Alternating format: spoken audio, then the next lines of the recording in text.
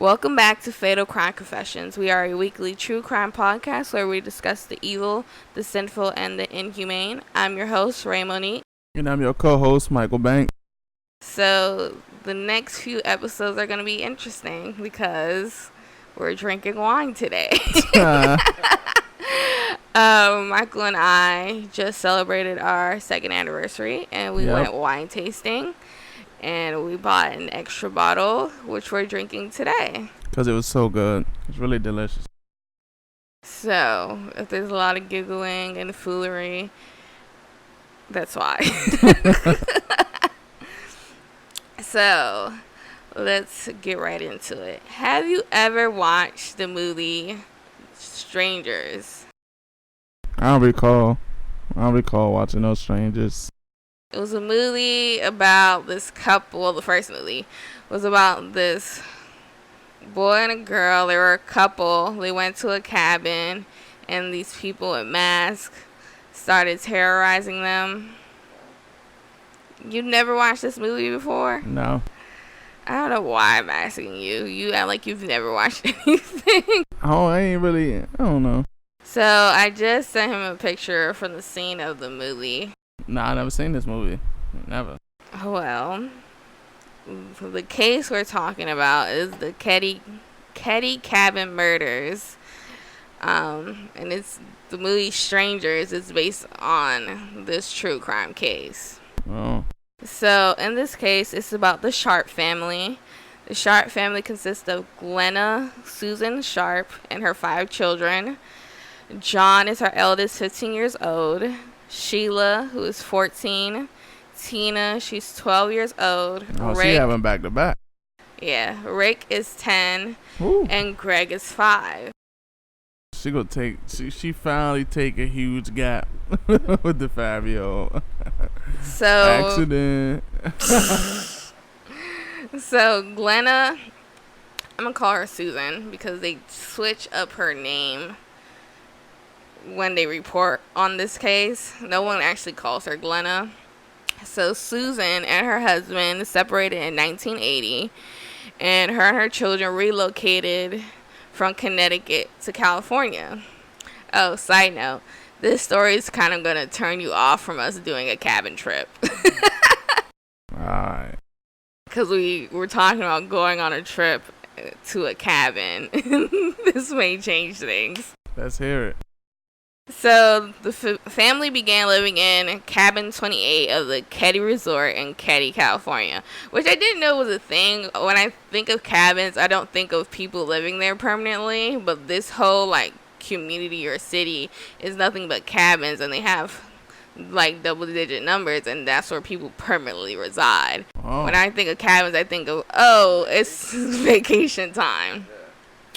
So the family had settled in nicely to their new living situations. The kids began making friends. They were getting super comfortable with living there. So on the evening of April 11, 1981, Susan had given the okay to her son Ricky and Greg to have their friend, 12-year-old Justin Eason, to spend the night. Justin lived in the Keddie cabins, only 3 cabins away. Oh. Sheila, which is one of her daughters, planned to go to a sleepover at her friend's house. John and his friend, 17-year-old Dana Wingate, were going to Quincy's that night, and they came back to hang out in John's bedroom, which was in the basement. Dana's actually a guy. When I was reading it, when you look at the pictures, you're like, where's the other girl? I'm so confused. I know a guy named Dana. Really? I don't. The whole time, I thought it was a girl. But it's a guy. So Tina, who is the second daughter, the middle child of the 5, she was over in Cabin 27 watching TV, but she eventually came home around 10 p.m. It is now 7 a.m. on the morning of April 12th when Sheila returned home, and she discovered something disturbing. As soon as she entered their cabin, she immediately noticed an offensive odor that seemed to engulf the room. We all know what that is. What do you think it is? The smell of death. So what she saw were her mother, John, and Dana lying dead in the living room of the cabin, and they were bound with tape and wire. Wow, so Dana was just there visiting, and he got killed with the family.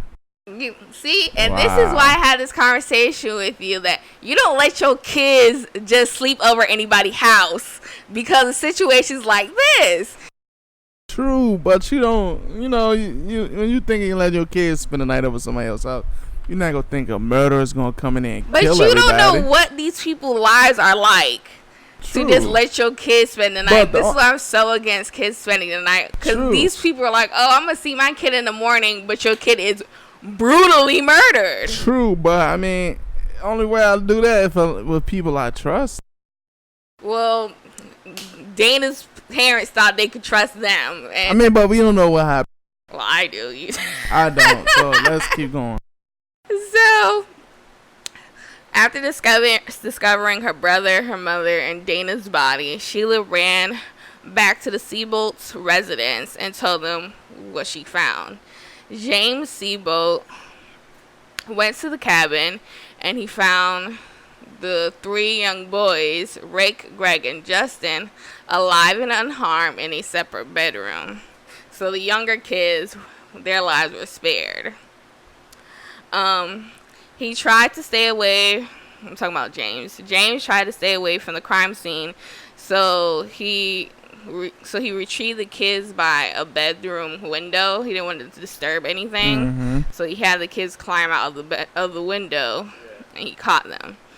However, he later admitted that he did briefly go inside from the back door to see if anyone was in the house still and if anyone was alive. I hope he was armed if he did, right? It didn't say, but evidence-wise, something could have been destroyed when he walked in. It could have messed up footprints that were there. He could have damaged a key piece of evidence just from doing that. But I agree. But if I'm going to check a house where somebody just got murdered, I'm bringing a gun or something with me. I'm not going in there unarmed. Well, I don't know. It don't say that anywhere. So, while he was scanning, there was no sign of Tina anywhere in the cabin. So, Tina at this point is missing. So, when you examine the crime scene, there were 2 bloody knives, a hammer found inside the cabin, a pellet gun, and a pellet on the living room floor. And this made the investigators believe that the pellet gun was used in the attack. What? They killed him with a pellet gun? I honestly don't know what that is. You never had a BB gun, pellet gun, nothing growing up? Is it like a BB gun? Yeah. Oh, I never used one. So, one of the knives was bent in half due to the extreme amount of force that it was used to kill these 3 people. The blood spatter was literally on every corner of the living room. There was barely a spot that didn't have blood on it. Wow. Each victim had been bound with several feet of medical tape and electrical appliance wires removed from appliances in the home and extension cords. So, to me, that makes me think that wasn't what you planned on. The killer didn't plan on going in there and trying to kill someone. It was like, all right, you said something that tipped me off. Now I'm going to use your own stuff to kill you. So did you think it was a robbery originally? Or are you asking if I thought that was? Yeah. No, because I know the whole case. And I knew the beginning. Well, the end of the story from the beginning. Oh. There was no medical tape at the home before the murders, indicating that one of the attackers brought it to help bind the victims. So, based on the statement, you know it was more than one person that committed the crime. Susan was found lying on her side near the sofa, naked from waist down. They didn't rape her, did they? Hold on, just listen. She was found under a yellow blanket. She was wearing a robe, and her underwear had been removed and forced into her mouth. Also, her mouth was taped with the underwear in it. She had suffered many stab wounds to her chest and her throat and had been slashed along with the blunt force trauma from the hammer. An imprint making the back end of a BB gun was also found on the side of her head. They hit her with the BB gun? Yeah. Her son John also had his throat slashed, and there was blunt force trauma to his head. It appeared he had been bound and lying on his back on the living room floor. There was blood caked around his neck and face. And next to John was Dana, who was bound and lying face down. Wow. It appeared that Dana and John were tied together at their feet. Dana suffered multiple head injuries and had been strangled. So, what you think, like the boys must have heard the mom and then came running out? I feel like they took care of the boys first so that no one could fight them. Possibly. Because they're they're like 17 years old. They're getting bulky at that age. Bulky? Yeah. And they don't want... I feel like the attention's more so on the mother. So if you want to focus your main amount of time on her, take out who could ever take you out first. There was considerable blood on the living room floor and drops of blood on Tina's bed. The investigation pointed to rape as the motivation behind kidnapping Tina instead of murdering her in the home with the others. So in terms of the investigation into the murders was initially handled by the Plumas County Sheriff's Office. The investigation was riddled with errors and oversight. From the very beginning, they mishandled and improperly tagged evidence from the crime scene. Wow. When the first police officers arrived at the scene, Justin Easton, one of the boys that survived, tried to tell them that Tina was missing, but they ignored what the boy was saying. It wasn't until many hours later that everyone realized that the 12-year-old daughter of the murdered woman was gone. Damn, cops. First of all, they tell you this lady got 5 kids. You only see 4. Obviously, there's something that's not adding up. So, there were reports from another woman and her boyfriend who were in the cabin next door to the Sharps' cabin, who woke up around 1:30 by what they described as muffled screams. The sound was so disturbing that the couple got up and looked around, but they were unable to determine where the screams were coming from. They went back to bed. The screams somehow woke the neighbors, but it didn't wake the boys that were upstairs in the cabin. I mean, could you imagine that being a neighbor and like you wake up and you're like, oh, yeah, somebody is screaming, and like, you know, where the hell is that coming from? And then you find out the next day your neighbors was murdered. Like, that's crazy. That's crazy, but it's also crazy how the boys ain't wake up, but the whole cabin next door could hear the screams. Somebody's lying. There was no indication of forced entry into the cabin, but an unidentified fingerprint was found on a handrail on the stairs leading to the back door. Sheila, which is the daughter who first discovered the crime scene, told the police that Tina's jacket, shoes, and a shoebox containing tools were all missing from the home. The phone in the cabin had been off the hook and all the lights were off and drapes were closed. There was a man who fled Keddie very shortly after the murders and was later found in Oregon. First of all, that's hella suspicious. Yeah. This major murder happens in this small little area. And you leave. The police found that suspicious. They had questioned the guy, gave him a polygraph test, which he passed, but everybody knows polygraph tests are not reliable at all. They're not even admissible in court. But it was the 80s. They didn't know that then, so I'm going to let them slide. And the police ended up releasing him after he passed the polygraph test. Duh. So, Marilyn Smart, the mother of Justin Smart, who had been in the house but unharmed at the time of the murders, claimed she had found a bloody jacket belonging to Tina in her basement sometime after the murders and had reported it to the police, but there was no official records of its existence. Hold on, so they found the bloody jacket of this girl found in a little boy's house that was dead during the murders? It was put there after the murders. Put there. Or she found it after the murders. Quotation mark. Sounds fishy. Marilyn's husband Martin claimed that a claw hammer had gone missing from their home and never found. So 2 things. A hammer was used in the murder. And the girl's jacket is missing. And both things have to do with one household. Yeah, something's fishy. So one of the policemen noted that Martin Smart always seemed to be coming up with clues and tips that seems to throw off suspicion on him. He said that the hammer was stolen from his house, so that when the cops end up finding the hammer, of course they're gonna dismiss his prints because the prints belong to him and it's his hammer, and he said it was stolen. So another thing that people saw fishy was that their son was one of the 3 that had not been harmed at all.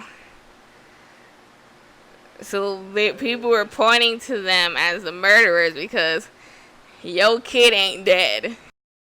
But I don't know. Like, I got a few scenarios going in my head. What are your scenarios? So, I don't know. Just keep going. No, I want to hear them. So, I'm kind of thinking, what was a kid named Justin? Their kid? Yeah. Kind of think he most definitely had something to do with this. The kid? Yeah.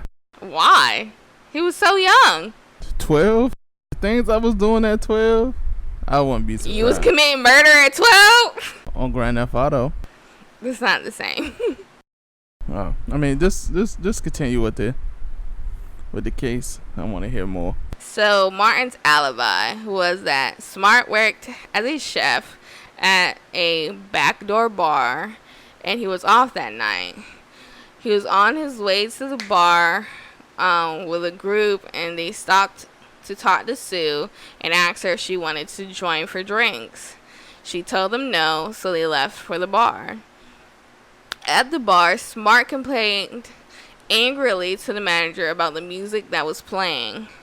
They left shortly after and went back to Smart's cabin. Marilyn watched TV and then went to bed. Smart was still angry about the music, called the manager, and complained again. What, at home? Yeah. It's over with, bro. Like he and I'm gonna call him Bo. I don't know how to pronounce his name. He and Bo then went back to the bar for more drinks. First of all, you just complained about that particular bar. Why are you going back? Going right back to it. So there was a documentary that came out about the case in 2008 where Marilyn Smart claimed she suspected her husband and his friend Bo were responsible for the murders.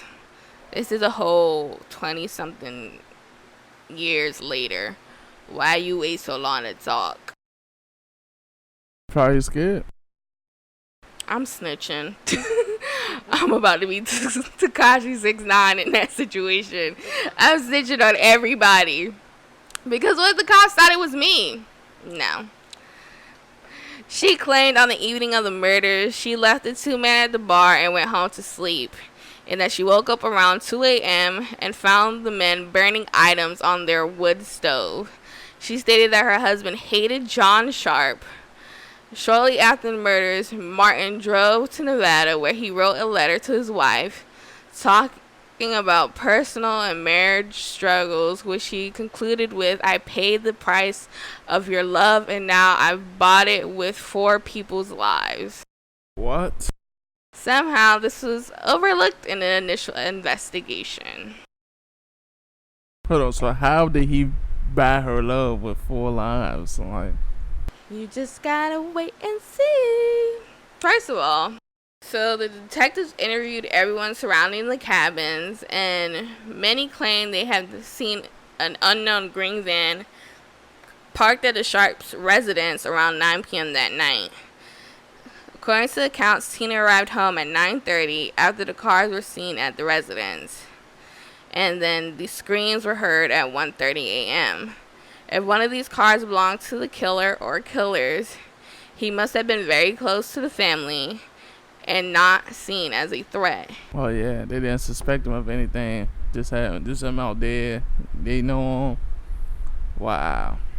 And it was odd that none of the neighbors claimed to recognize these cars. So it's like, were they familiar with them? Were they not? Because if they were familiar, neighbors would have seen this car multiple times. Yeah. So Justin Smart, he was one of the 3 younger children not harmed during the tragedy. At first he claimed that he was sleeping during the entire murder and had dreamed some of it. In his dream, he was on a boat and saw John Sharp. He was on a boat and saw John Sharp and Dana fighting with a man with long black hair and a mustache and black glasses who was carrying a hammer. The man threw John overboard, and then Dana, who he said was very drunk, described seeing a body that was covered in a sheet lying on the bow. He looked under the sheet and saw Sue, who had a knife cut in her chest. He tried to help her by patching the wound with a rag, which he ended up throwing into the water. In reality, Sue did have a knife wound in her chest. So sometime later, he then claimed that he did actually witness what happened. Justin eventually agreed to go under hypnosis in search of anything he might not remember seeing that night. Justin's story after he was hypnotized by a child psychologist was that he remembered watching TV in a room with Rick and Greg, and he remembers hearing some strange noises coming from the living room and went to check it out, only to find 2 men with Susan. Dana and John returned home and started arguing and fighting with the men, which resulted in their deaths. Then Tina returned home as well and was taken out of the back door of the cabin by one of the men. Justin also worked with a sketch artist to make a composite sketch as to what he now remembered the men to look like.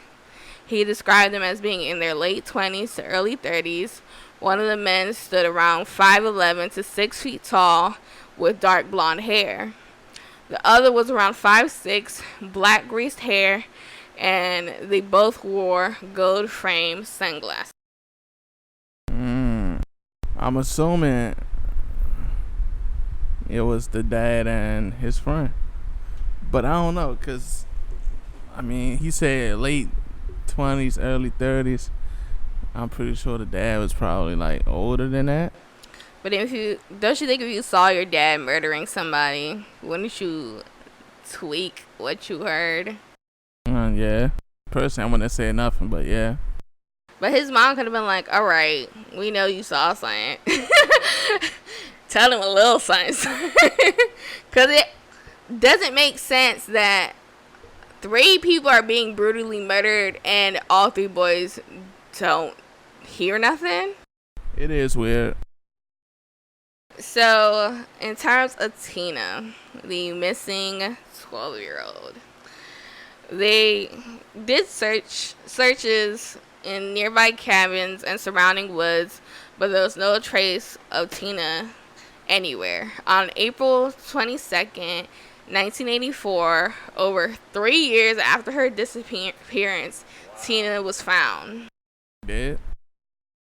Of course she was dead. It was 3 years later. I mean, but you know, it'd be some cases where they just found them in, like, somebody's backyard.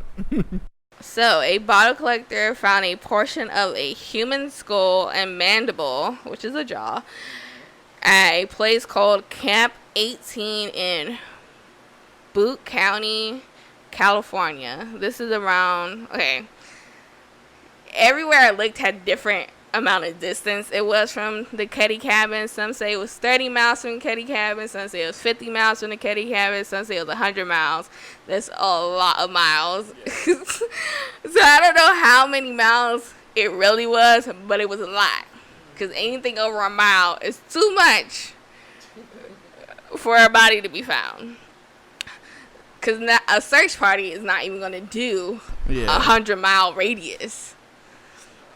So it was confirmed that the bones belonged to Tina Sharp. Nearby the remains, they found a child's blanket, a blue nylon jacket, a pair of jeans, and an empty surgical tape container. Wow. So this is what's crazy. So the tip was called by an anonymous 911 caller who identified the skull as Tina. But how do you know it was Tina and it's just a skull? You gotta be kidding me right now. It's a skull. Like, it's one thing you said, I found human remains at so-and-so. But to say, this is Tina Sharp, who was murdered in 1980, that's entirely too specific. Yeah. And she's miles away from where the scene happened.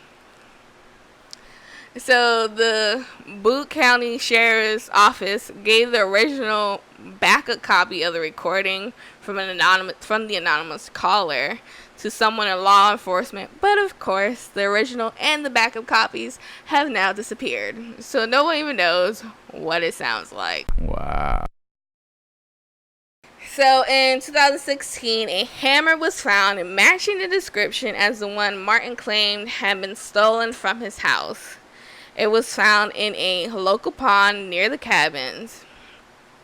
Also in 2016, Martin's counselor came out and said that he admitted to the murders of Susan and Tina, but had nothing to do with the murders of the boys.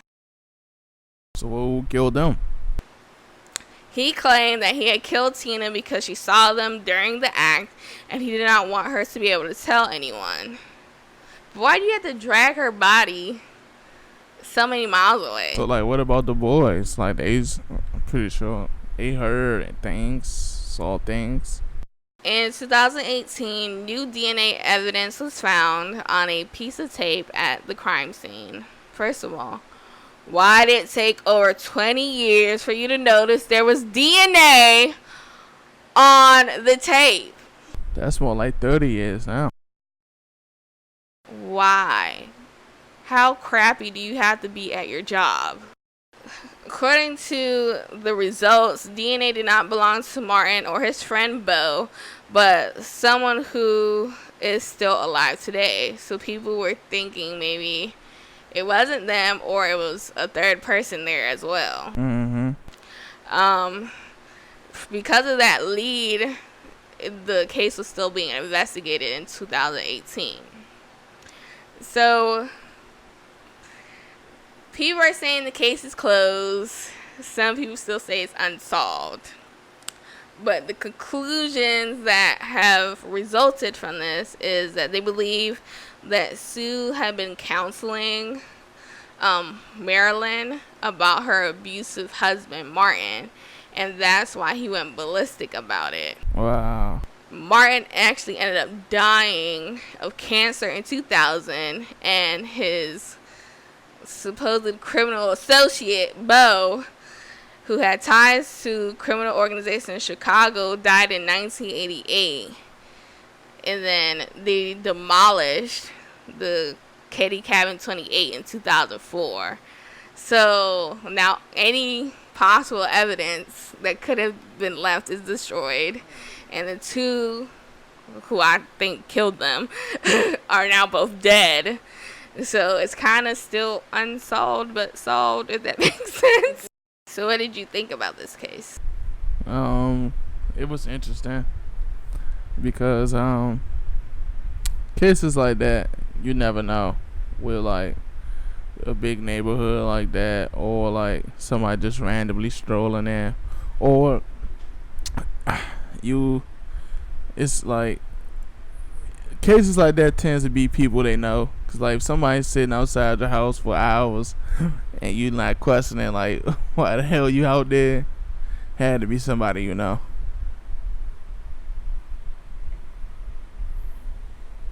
Yeah, this is a very crazy case. If you haven't watched The Strangers, it is a good movie. It's not very. It doesn't actually follow the actual case. It's loosely based. Yeah, just because it's at a cabin and people are being killed. I think the closer one to the case is actually the second Strangers movie. That's a little more close to what happened, just because it was a family in that one, but they were like in like a trailer park. So yeah, that's all about the Keddie Cabin murders. And if you want to see any of the pictures from the case and what the Sharp family looks like, head over to fatalcrimeconfessions.com and click on episode 4, and you will see all the pictures and all of our sources listed under the episode section. And don't forget to submit a case that you would like for us to hear on our website. And thank you for tuning in. Thanks for listening to the Fatal Crime Confession podcast. Check back next week for a new episode. You can also find us at fatalcrimeconfessions.com or on Instagram at Fatal Crime Confessions. Please subscribe, rate, and comment to express how much you love the content. Thank you.